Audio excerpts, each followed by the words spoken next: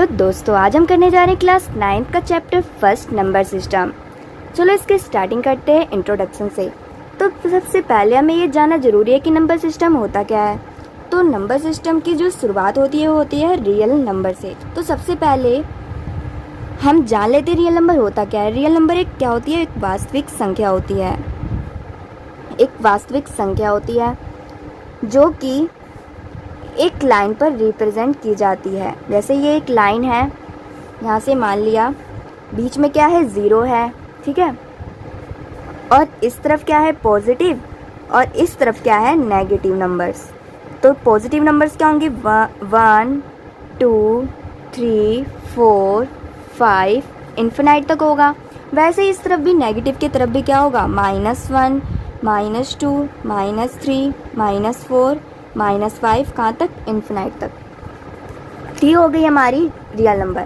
अब real number को हम कैसे इस लाइन पर रिप्रेजेंट करते हैं। जैसे हमें बोल दिया कि रियल नंबर क्या है, 2 है, तो इस 2 को हम देखेंगे कि ये जो 2 है वो कहाँ पे है, यहाँ पे है। तो यानी कि ये 2 क्या है, एक रियल नंबर है, इसको हमने यहाँ पे रिप्रेजेंट कर रखा है। जैसे हमें अगर बोल दे क्वेश्चन में कि 5/2, इसको हमें क्या करना है, रियल नंबर की लाइन पर रिप्रेजेंट करना है, ठीक है। तो इसकी वैल्यू पहले हम निकालेंगे, क्या होगा, ये आएगा इसको हम इससे डिवाइड करेंगे तो क्या आएगा, 2.5 आएगा। अब हमने देखा कि जो 2.5 है वो 2 और 3 के बीच में आएगा, यानी कि 2.5 कहाँ पे रिप्रेजेंट किया गया, 2 और 3 के बीच में, यहाँ पे। तो यानी कि अब हमें पता चल गया रियल नंबर क्या होता है। अब इसके बाद क्या आता है, नेचुरल नंबर। तो नेचुरल नंबर क्या होता है, चलिए जानते हैं। तो ये हमने लिख दिया नेचुरल नंबर।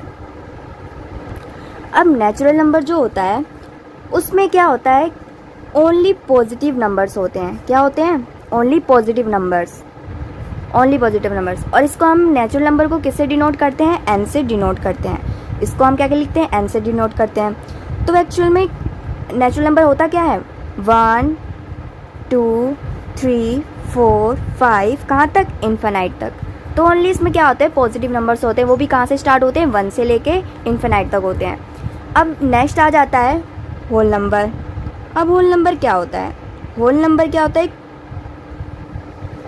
होल नंबर क्या होता है, एक पूर्ण संख्या होती है, ठीक है, पूर्ण संख्या, ठीक है।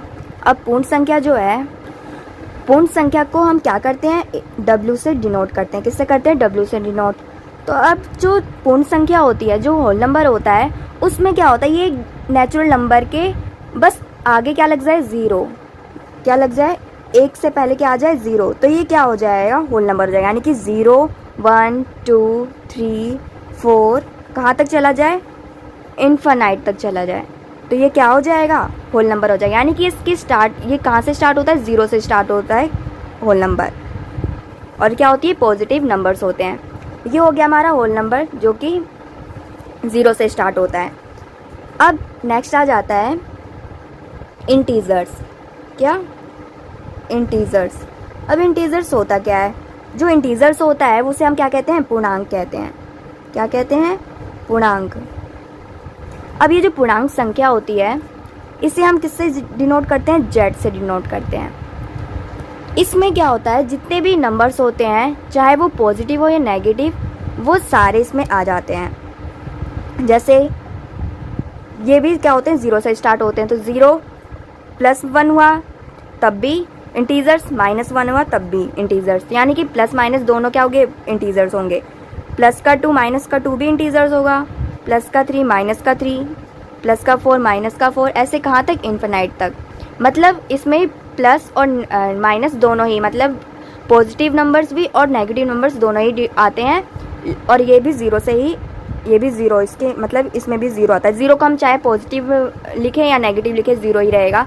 इसका मतलब सीधा सा बात है, इसमें जितने भी नंबर होंगे पॉजिटिव और नेगेटिव दोनों ही नंबर्स आ जाते हैं। ये हो गया इंटीजर्स। अब हम बात करते हैं रैशनल नंबर की। जो रैशनल नंबर होता है, ये एक परिमेय संख्या होती है। क्या होती है रैशनल नंबर, एक परिमेय संख्या, जो कि P और Q की फॉर्म में होता है। किसकी फॉर्म में, P और Q की फॉर्म में, P/Q की फॉर्म में होता है। इसको हम p अपॉन में q भी लिख सकते हैं, m अपॉन में n भी लिख सकते हैं, इसको हम कुछ भी लिख सकते हैं, x अपॉन में y लिख सकते हैं। लेकिन इसमें बस एक सी ये बात है कि जो इसका जो नीचे का जो नंबर होता है डिनोमिनेटर में, वो क्या होना चाहिए, ज़ीरो नहीं होना चाहिए। क्या होना चाहिए, ज़ीरो नहीं होना चाहिए। यानी कि q जो है इसका डिनोमिनेटर में, वो क्या होना चाहिए, ज़ीरो नहीं होना चाहिए। तो ये क्या होगा, रैशनल नंबर होगा। अब ये देखते हैं कि रैशनल नंबर जो होते हैं ये ज़ीरो क्यों नहीं होना चाहिए। ऐसा क्यों है, क्योंकि इसका जो डिनोमिनेटर में जो नंबर है वो ज़ीरो क्यों नहीं होना चाहिए। जैसे मान लेते हैं हमारे पास एक नंबर है 5 अपॉन में 0। अब इसकी वैल्यू निकालनी हो तो अब हम आपसे इसकी वैल्यू निकालने को बोले तो इसका आंसर क्या होगा ये बताओ। तो ज़्यादातर यही लोग बोलेंगे या तो 0 होगा, या तो 5 ही होगा, या तो 1 होगा, यही बोलेंगे। बट ये सारे आंसर गलत हैं। 5 अपॉन में 0 की वैल्यू ये नहीं होगी, ना तो 0 होगी, ना तो 5 होगी, ना तो 1 होगी। इसकी वैल्यू क्या होगी, इनफाइनाइट। इनफाइनाइट यानी कि नो डिफाइंड। नो डिफाइंड मतलब इसका कोई भी डिफाइन नहीं किया जा सकता। तो इसकी वैल्यू क्या होगी 5 अपॉन में 0 की, नॉट डिफाइंड। इसलिए हम इसको क्या बोलते हैं, क्यू को नॉट इक्वल टू 0 इसलिए लिखते हैं, ताकि क्योंकि इसकी वैल्यू जो होती है नॉट डिफाइंड होती है इसलिए। अब रैशनल नंबर में एक और चीज़ देखी जाती है कि जो रैशनल नंबर होते हैं वो क्या होते हैं, टर्मिनेटिंग नंबर्स भी होते हैं। क्या होते हैं, टर्मिनेटिंग नंबर्स भी होते हैं। टर्मिनेटिंग नंबर्स भी होते हैं। अब टर्मिनेटिंग नंबर्स क्या होते हैं ये चलिए जानते हैं। अगर हमें कोई वैल्यू दे दे, जैसे हमें बोल दे कि अगर हमें बोले 2 अपॉन में 3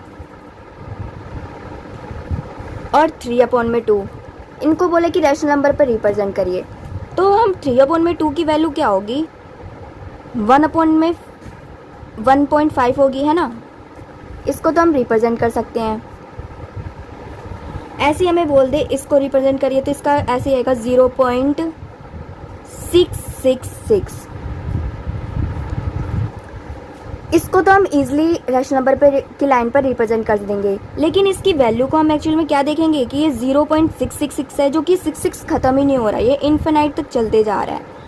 तो 0.66 के ऊपर क्या लग जाएगा, बार। तो ये जो कंटिन्यूसली जो कंटिन्यू चलती रहती है, सेम नंबर्स होते रहते हैं, मतलब ये सेम ही नंबर चलते रहेगी, इन्फिनाइट तक ख़त्म नहीं होगी, उसे हम क्या बोलेंगे, टर्मिनेटिंग नंबर्स बोलेंगे। ये हो गया टर्मिनेटिंग नंबर्स। तो रैशनल नंबर क्या होता है, टर्मिनेटिंग नंबर्स भी होते हैं, जिनकी वैल्यूज़ क्या होती है, ख़त्म नहीं होती और वो सेम ही चलती रहती है कंटिन्यूसली। तो उसे हम क्या बोलेंगे, टर्मिनेटिंग नंबर्स बोलेंगे।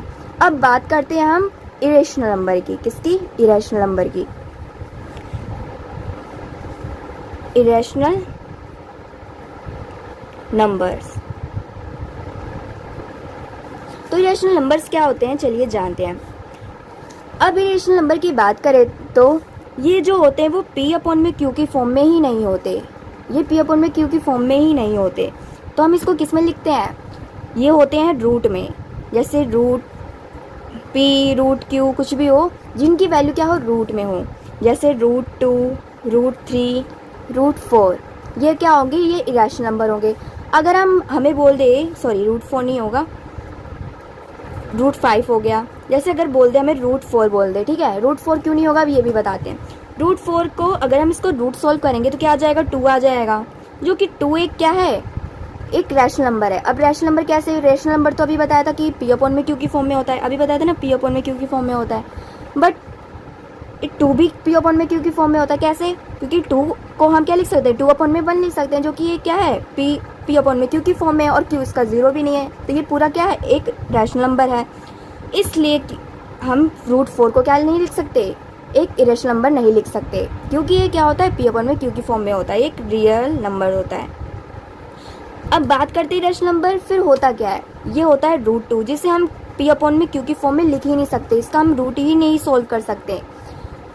अगर हमें रूट 9 बोल दे तो ये भी सोल्व हो जाएगा, क्योंकि रूट 9 का क्या होता है, 3 होता है। अब 3 को हम क्या लिख सकते हैं, p अपॉन में q की फॉर्म में लिख सकते हैं, है ना। तो इसलिए ये रूट 9 भी नहीं होगा। तो एक्चुअल में क्या होगा, रूट 2, रूट 3, रूट 5, ये सब क्या है, एक रैशनल नंबर है। अब हम देखें तो कि जैसे इसमें नो टर्मिनेटिंग नंबर था, तो इरेशनल नंबर में क्या होता है, एक नॉन टर्मिनेटिंग नंबर होता है। क्या होता है, नॉन टर्मिनेटिंग नंबर। अब ये नॉन टर्मिनेटिंग नंबर क्या होता है ये जानते हैं। अब नॉन टर्मिनेटिंग नंबर हमसे पूछ लिया जाए तो क्या होता है ये, जैसे इसका सबसे बेस्ट एग्जांपल क्या है, पाई। पाई जो होता है इसकी वैल्यू हम निकालेंगे 22/7 होती है, इसको हम सोल्व करेंगे तो क्या आएगा 3.1415 ऐसे ही। मतलब ये सेम नहीं रहेगा, ये बढ़ते ही जाएगा, ये कहाँ तक, इन्फिनाइट तक जाएगा, लेकिन एक भी वैल्यू उसकी पॉइंट के बाद क्या होगी, सेम नहीं होगी, ये हमेशा चेंज होती रहेगी, चेंज होती रहेगी। तो जो चेंज होती रहे ये ऐसे नंबर्स जिसका रिपीटेशन ना हो, कोई भी नंबर रिपीट ना हो, तो वो क्या हो जाता है, वो क्या हो जाता है, नॉन टर्मिनेटिंग नंबर हो जाता है। तो उसे क्या बोलेंगे, ये इरेशनल नंबर बोलेंगे। तो सीधी सी बात है, रैशनल नंबर में क्या होता है, टर्मिनेटिंग। जो रिपीट होते रहे तो वो हो जाएगा टर्मिनेटिंग, जो रिपीट ना हो वो हो जाएगा नॉन टर्मिनेटिंग नंबर। तो ये हुआ हमारे सारे नंबर्स ही। तो ये हो गए हमारे जितने भी नंबर्स होते हैं। अब हम बात करते हैं, चलिए अब करते हैं laws of exponent for real numbers.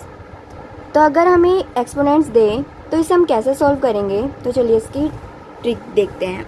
जैसे हमें फर्स्ट में ऐसे गिवन है a मल्टीप्लाई में a, और इसकी दोनों की पावर क्या है, डिफरेंट है, a की पावर m मल्टीप्लाई में a की पावर n। तो इसको हम कैसे सॉल्व करेंगे, तो इसमें सिंपल सा कुछ नहीं करना, जिसकी पावर सेम होगी उसको एक बार लिख देंगे, सॉरी जिसकी बेस सेम होगी उसको एक बार लिख देंगे, और उसकी पावर्स क्या हो जाएंगी, ऐड हो जाएंगी, यानी कि m प्लस में n हो जाएगा। तो ये हो गया ऐसे।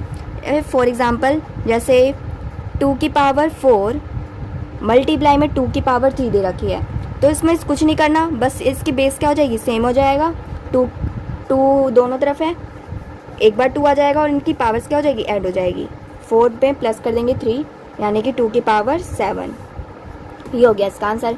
ऐसे ही हमें दूसरा दे दे कि a की पावर n और a की पावर m, ऐसे दे दे, मतलब a की पावर n को a की पावर m से डिवाइड करने को बोले, तो हमें कुछ नहीं करना, सिंपल सा a रखना है, दोनों की बेस सेम है, एक बार a लिख देंगे और उनकी पावर्स को क्या कर देंगे, माइनस कर देंगे। क्या कर देंगे, माइनस। अगर मल्टीप्लाई बोलेगा तो हमें ऐड करना होगा, और डिवाइड बोलेगा तो क्या करेंगे, माइनस कर देंगे, यानी कि n में से क्या हो जाएगा, m माइनस हो जाएगा। ठीक है, जैसे 4 की पावर 2 और 4 की पावर 1, ये है, सिंपल सा कुछ नहीं करना, 4 लिखना है और इसकी पावर में 2 की पावर 2 में से 1 माइनस कर देंगे, क्योंकि इस पावर में से इस पावर को सब्ट्रैक्ट कर देंगे, तो क्या आ जाएगा, 4 की पावर 1 आ जाएगी। ये आ गया इसका आंसर। ऐसे ही हमें एक और दे दे कि a मल्टीप्लाई में b और इसकी पावर भी m है और इसकी पावर भी m है, मतलब सिंपल सा दोनों की पावर्स क्या है, सेम है, लेकिन इनके बेस क्या है, अलग है, दोनों की बेस क्या है, डिफरेंट है। तो सिंपल सा कुछ नहीं करना, इन दोनों को आपस में मल्टीप्लाई कर देंगे और इसकी power same as it is ऐसे ही रहेगी। ठीक है, तो ये हो गया हमारा इसका थर्ड कंडीशन।